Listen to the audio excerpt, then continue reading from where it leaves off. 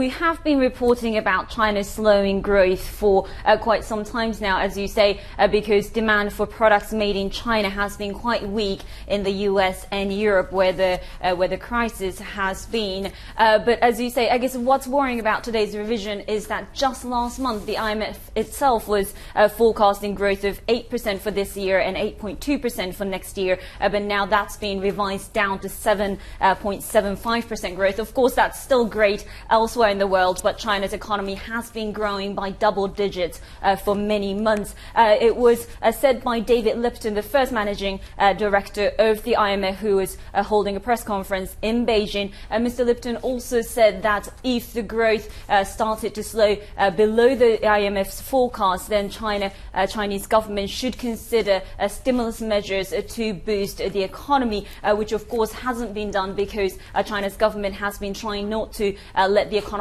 overheat when it was growing by double digits, and it was trying to rely less on exports for growth by boosting domestic consumption, which still is in the course of efforts. And it's quite interesting, isn't it, Mariko, that they should highlight this real worry about easy lending in China that many say could lead to property bubbles bursting, other headaches for the Chinese authorities.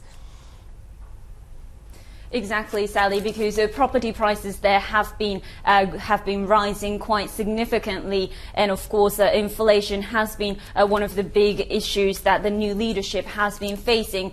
So as you say, the IMF is warning that the reform should go ahead in order not to let the inflation go out of hand. But at the same time, growth is slowing. Manufacturing sector has been slowing because of falling demand for its exported products. So it is a very tricky task that the Chinese government has at its hands.